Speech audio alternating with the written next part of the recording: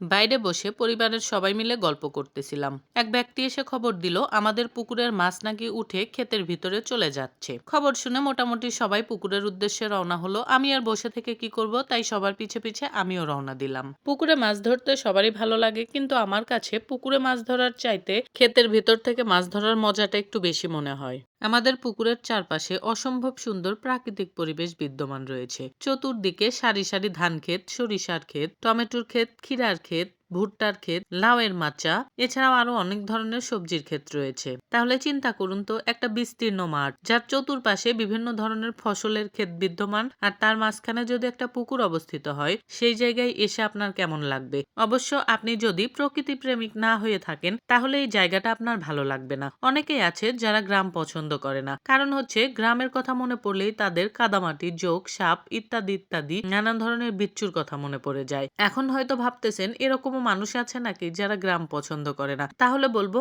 আমার এক রিলেটিভ আছে যে গ্রাম একদম পছন্দ করে না। তার কাছে শহরের যান্ত্রিক জীবনটাই সবচেয়ে বেশি ভালো লাগে। ধরুন সে এক রকমের রোবট টাইপের লোক। এমনও নাকি মানুষ হয় যার গ্রাম ভালো লাগে না, এটা ভাবলেই অবাক লাগে। এখন আপনি যদি আমার সেই রিলেটিভের মতো রোবট টাইপের লোক হয়ে থাকেন, তাহলে আপনার এই পরিবেশটা একদমই ভালো লাগবে না। মনে হবে এটা কি আর এরকম দৃশ্য, এর চেয়ে শহরে অনেক উন্নত উন্নত সুন্দর সুন্দর দৃশ্য রয়েছে। আসল কথা তো এটাই যে প্রাকৃতিক পরিবেশের চেয়ে সুন্দর মনোরম দৃশ্য আর কোথাও থাকতে পারে না। সে যাই হোক, অনেক তো দেখালাম প্রাকৃতিক পরিবেশ। এখন যে কাজে আসছি সেটাই করি। মূলত আসছি মাছ ধরা দেখার জন্য, আর আপনারাও দেখতে থাকুন ক্ষেতের ভিতর থেকে কিভাবে মাছ ধরে। বড় বড় কয়েকটা মাছ উঠেছিল, আর সেই মাছগুলোর পিছে একজন জাল নিয়ে দৌড়াচ্ছিল। এই জালটাকে বলে তৈরা জাল। যেহেতু ক্ষেতের ভিতরে ধান গাছ রয়েছে, সেই কারণে জাল দেওয়ার পরে টেনে তোলা যাচ্ছিল না। জালটা ফেলে চতুর্দিকে একটু দাবিয়ে রেখে তারপরে মাছটা তোলা হচ্ছিল। প্রথমে আমরা পরিবারের কয়েকজন এবং সঙ্গে আমার ফুফাতো ভাসুরের 2 মেয়ে চলে আসছিল।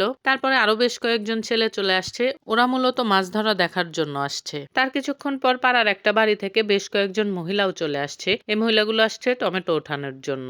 যাই হোক, সব মিলিয়ে একটা আনন্দ আনন্দ পরিবেশ তৈরি হয়েছিল। কেউ আসছে টমেটো উঠাতে, কেউ আসছে মাছ ধরা দেখতে, কেউ আসছে মাছ ধরতে। খুবই ভালো লাগতেছিল। আর চতুর্পাশের যা পরিবেশ, সঙ্গে ক্ষেতের ভিতর থেকে মাছ ধরার মতো একটা উপভোগ করার মতো বিষয়, এরকম পরিবেশে এসে মন ভালো হতে বাধ্য। প্রত্যেক মানুষের জীবনে নিজস্ব একটা স্বপ্ন থাকে, তেমনি আমারও একটা ছোট স্বপ্ন বা ইচ্ছা আছে। প্রকৃতি আমায় খুব টানে। এরকম একটা প্রাকৃতিক পরিবেশে আমার একটা ছোট শান্তির নীড় হবে, যেখানে আমার সন্তান থাকবে, আমার স্বামী থাকবে, আর আমার সন্তানদের সঙ্গে খেলার জন্য তার দাদা দাদি থাকবে। আমি গ্রামের মেয়ে, বড় হয়েছি যৌথ পরিবারে, কিন্তু বিয়ে হওয়ার পর এখন আমার যৌথ পরিবার পছন্দ না। কারণ বাবার বাড়ির যৌথ পরিবার আর শ্বশুর বাড়ির যৌথ পরিবারের মধ্যে অনেক পার্থক্য রয়েছে। সে যাই হোক, যৌথ পরিবার বা একক পরিবার সম্পর্কে বিস্তারিত পার্থক্যগুলো আমি এখন বলতে যাব না, কারণ আমার ভুল ধরার মতো অনেক মানুষই রয়েছেন যারা আমার ভিডিওগুলো দেখেন। অল্প কিছুক্ষণ হলো আমরা মাছ ধরতে এসেছি, এর মধ্যে 2টা 1-1.5 কেজি ওজনের মাছ ধরে ফেলেছে। এখন আমাকে বাড়িতে যেতে হবে, কারণ আমার ননাসের ছেলে বাড়ির ভিতরে চাবি রেখে বাইরে থেকে তালা দিয়ে চলে আসছে, আর আমার ছেলের গোসল এবং দুপুরের খাবার খাওয়ার সময় হয়ে আসতেছে। এখন যেভাবে পারি বাড়ির ভিতরে ঢোকার ব্যবস্থা করতে হবে। আমি আমার পিচ্চিটাকে সঙ্গে নিয়ে মাছ ধরা দেখতে আসছি। ও এতক্ষণ ওর বাবার সঙ্গে গাছের ছায়ায় বসেছিল। আব্বু, এই যে ইয়াফি, বাবা, আব্বু, নামাই দাও, মাছের কাছে বসায় দাও, মাছ দাও, কলের ভিতরে মাছ দাও।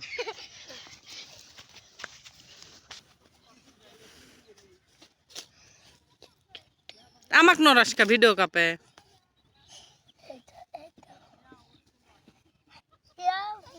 ভয় করতেছে খুব। সেই পারলি, সেই বোকামি হয়েছে। আর কথা কই না, চুপ করে থাকো। চলো দুজন যায় চাবি বাইর করি।